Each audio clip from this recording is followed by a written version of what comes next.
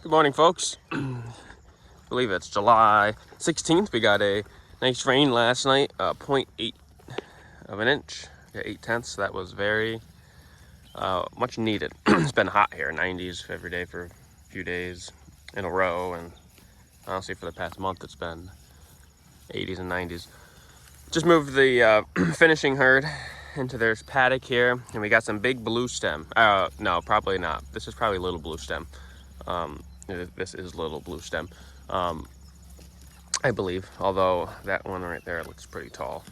Regardless, it's blue stem, and the cows are just moving into it, and this patch is growing. I've noticed this 2 years ago as a little patch, and then it was probably half the size of this. Last year it was about that size, and then this year I've noticed we got some plants showing up here, out here, and these folks, again, have not seen native warm season grasses. This is the south side of the road that we're on, and on the north side I have a little patch where these cows were when they were babies. They were probably a month old, that they were exposed to some, so I don't know if they actually even ate any or what. Their mothers probably ate it all before they did. It was such a small area. So they've never really seen this, and I moved them in down there, and they worked their way up, and again, they're just going after it. So this is good. Oh, wait, look, we got another patch right here. So actually what I think I'm gonna do right now, I was gonna leave because I moved them, but I'm gonna move their mineral feeder there. I'm gonna bring it right up here where this patch of mugwort is. That way they can really get some good impact here and maybe get some more seeds that are in the soil to germinate, because there's no doubt that it is expanding. So that's great. It's great to see natives here, especially the warm seasons.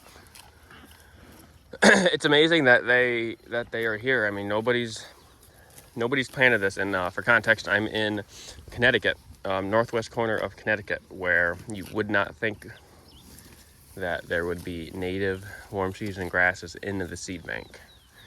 But again, there are one reason I believe they're in this field particular is because it was never I don't think it was ever really a crop field back in the 1800s when they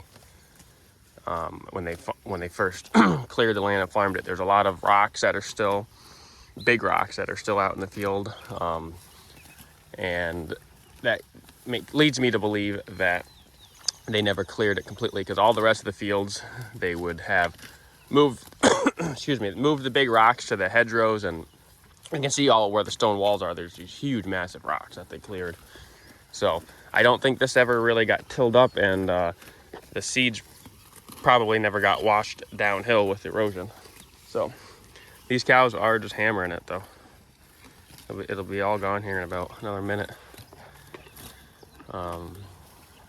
So I wish we had more, but it's great to see that there is still seeds in the seed bank. This field in particular is where I winter the cows. My cow herd. So it does not get the ideal management. The grass is starting to grow in the spring, and the cows are just chewing it right down to, it looks like a carpet, because they'd rather eat that fresh tender grass and the hay that I'm giving them. So it gets really, really overgrazed in the summer and in the early spring, and that leads to a slow recovery time, and it leads to a lot of non-desirable plants to come up, especially this stuff, which is grass-leafed goldenrod. It's very invasive. I mean, I bet you 40% of the field is this grass-leaf goldenrod. Now, I wouldn't mind goldenrod. Like right here, this is a different kind. I forget exactly what kind, but you can see the leaf. The leaf is a lot bigger versus this is finer, hence the grass leaf. So this really wouldn't be bad because it's not really invasive. It's here and there. There's a section there, there's a little section here. But that grass-leafed goldenrod really takes over.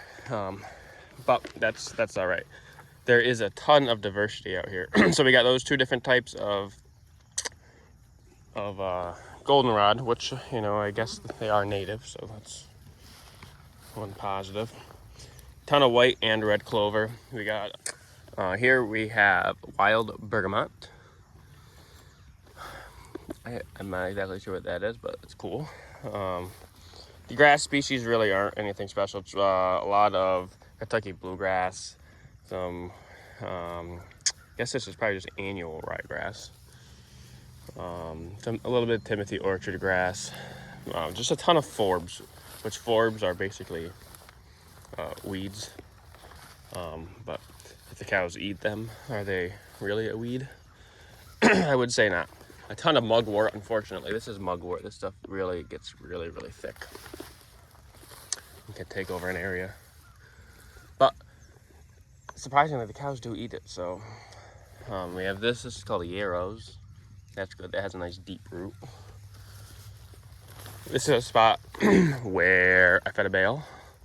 It just has not yet broken down, but it doesn't look like the best forage, and it's not. There's no doubt about that.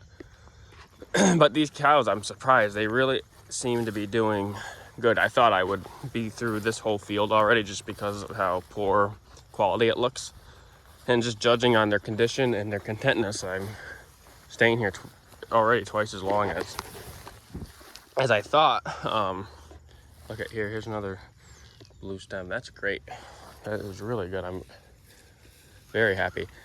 I think too the fact that their animals are here in the wintertime, walking all over, that probably really pushed in these seeds and allowed them to germinate and spread. So, oh, here is this is called wild basil. That plant, that's cool. And then there was a cool other flower. They probably grazed it already, but it was a kind of a cone looking type thing. It was some sort of spirea, I think. I don't know if I can find it. Probably not.